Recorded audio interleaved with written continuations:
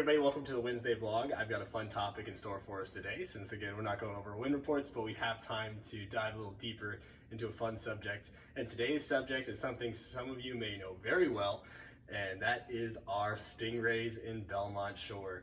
If you've not been stung, if you've been stung, if you at least know about them, you know these guys are everywhere in our riding area. So let's dive a little bit into who these little suckers are, why do they cause so much pain, and how do we address the pain if we get it, and just have some fun with this. So let's start off with, who is the stingray? Well, we're going to talk specifically about the round ray, and its scientific name, if I don't absolutely botch this, is Aerobatus hilari. Don't quote me on that exact pronunciation, but there you go. These guys usually get to about 8 to 10 inches in diameter. They're a nice round shape like a dinner plate, usually brownish gray with some splotches here and there, and then their characteristic tail with that barb on the top. Now, these guys reside throughout pretty much the west coast of North America, along Oregon to California coastlines down into Mexico, and they typically prefer habitats with a shallow waterways like estuaries and stuff, and a little bit warmer with sandy or muddy bottoms, and that makes Belmont a perfect spot. It's a protected area with shallow water, and it gets much warmer than our other beaches here in California. Interestingly enough, with these little critters, is the reason why I think we get so many hits is their breeding season and the time they give birth coincides right within our kite season. They typically march through about April into May. They do their breeding, and then they give birth to the live young in about 3 months later, and right around like August. So that's why we get hit so many times by these guys, is because we're going out there while they're getting it on and getting them out. So that is why we get hit so many. And actually, Cal State Long Beach, as marine biology department, they actually have buoys out there, and they do a lot of their studying of these creatures because they're so prevalent in our area.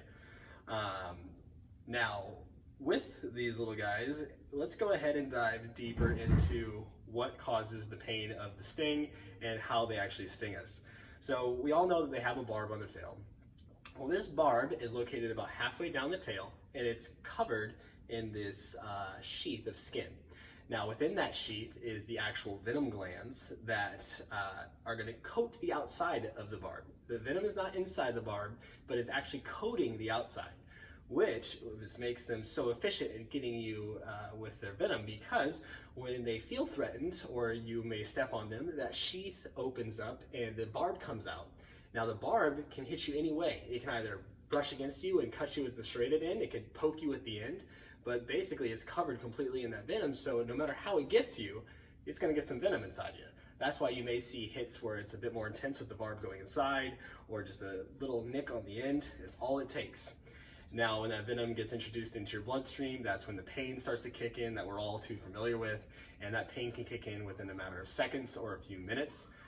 If the pain does kick in, we want to get you into hot water right away. Now, upon my research, what I found is that the venom is a protein enzyme-based venom that is heat labile, and basically as you introduce heat to that protein-based venom, it starts to lose its effects of pain that it causes, and it gets you to a little bit more comfortable state. Now, if you're in Belmont Shore, there's 2 ways that you can get yourself to hot water. One is by using our local lifeguards. They are very aware of the stingrays and very helpful.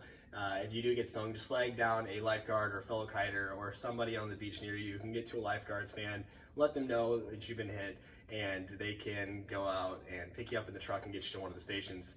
You're going to put your foot in that hot water for anywhere from 30 to 90 minutes, and that's going to help you out. Now, another option that you have is actually you can get hot water yourself right away, and you can do that by purchasing a Ray RX bag, or we call them Ray bags. These little guys are pretty helpful and should be in your kiteboarding setup in your car at all times, and should be always at the beach with you, just in case, especially if you're kiting in areas that may not have as many people around. You're going to want this little guy. Now, I know a lot of people own these guys, but they're not really sure how to use them. I've seen people get stung and they frantically grab for this and have no clue what they're doing. And you don't want to hurt yourself because this does actually have a pretty crazy chemical reaction that happens, and you want to prevent yourself from getting further injury from not knowing how to use him. And also when you're in pain, you don't want to read through all this stuff on the back. You want to know how this thing works right off the bat. So let's dive into what's inside our bag here. So when you get your bag, there's going to be several things inside of it. You're going to have a water container. I'd recommend filling this up with clean water from your house right away and having that water always ready to go inside there. You're going to have your yellow water bag. This is actually the bag you put the water in, which we're going to go into here in a second. You're going to have your heating pad. Inside here is a nice little, it's a white little pad. It's got some little chemical stuff going on there. And you're going to have your activation fluid. This stuff is what gets that heating pad super, super hot. We'll dive into it here in a second. So how do we use this bag? I've not really seen any videos describing how to use this, so here's how we do it. If you were to get stung and go through these processes, you're going to take the black bag, because you're going to basically use this, think of it like a stovetop. This is what's going to contain your heating element and get your water in there. So you're going to take the actual heating pad, you're going to open this up, and you're going to open up the pad so it's nice and flat, and you're going to place it inside of the bag so it's sitting flat across the bottom of the bag. Now, you're going to take your yellow bag and you're going to place it inside of the black bag, just like so. So it's basically sitting on top of the heating pad. You're now going to take your water and you're going to place it inside of the yellow bag. The water goes in the yellow bag, okay? You're filling that yellow bag like it's a pot on top of the heating pad, okay? Now, the important part, when you take your activation fluid, okay, you're going to want to keep your hands and face away from the bag. Me, not reading this when I first did it, when you pour this inside on top of that heating pad, steam will produce itself almost immediately, and it is extremely hot. And I had my face down in this thing the first time I did it. Didn't work so well for my eyes. So when you are taking your activation fluid, you're going to open up the top and you're going to pour the activation fluid inside of the black bag on top of the heating pad. You do not put the activation fluid in the water. That will cause further issues down the road. It'll cause skin irritation, all kinds of nasty stuff. This is some pretty crazy chemicals, so you don't want to burn yourself or give yourself skin irritation. So you're going to take the activation fluid, you're going to pour it on top of the heating pad that's on the inside of the black bag at the bottom. Take the bag, shake it, get the activation fluid around the heating element, start producing that chemical reaction, and it's going to produce heat right away. You're going to take your foot that has been hit by the barb and you're going to place it inside the bag, and it's going to start heating your water up fairly quickly, and it's going to get it really hot. A lot of people are surprised at how hot that pad gets. It gets crazy hot very quickly. So if you need to control the temperature of the water a little bit, I recommend giving the bottle to somebody on the beach around you, and they can get more water to pour inside of the yellow bag to basically control your temperature of your water and make it not so you're burning your skin either. Now, I will say you want to get the water as hot as you can take it without burning you, because that's going to help break down that venom and take away the pain-causing effects of the venom. And that is how you use your Ray bag. So, good thing to have with you, good thing to know how to use. If you're interested in picking one of these up, you can check out No Limit Kiteboarding, our local kite shop.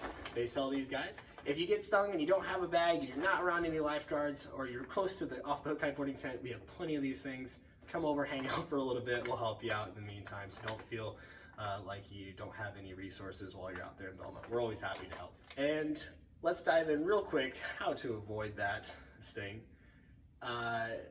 Best way to avoid it, and I've been out there for 10 years and I've not been hit one time. That's a lot of luck on my side, I will say that, but I feel that my little Stingray shuffle that I've added a little element to is made it so I've not been stung. I can't guarantee this. There's no guarantees. These little suckers are everywhere, and I've heard all crazy stories of them stinging people in ankle-deep water and getting people while they're swimming or body dragging. So I can't guarantee it, but this is what's worked for me for 10 years. To avoid the stingrays, we're going to shuffle our feet when we enter the water, keeping our kite bearing control. If you have really good kite control where you're not being pulled around, that's gonna basically help you out. That's why a lot of beginners get hit, is because they're not really comfortable with the power of the kite, and they get pulled forward when they're not ready. They take a step, boom, they get hit.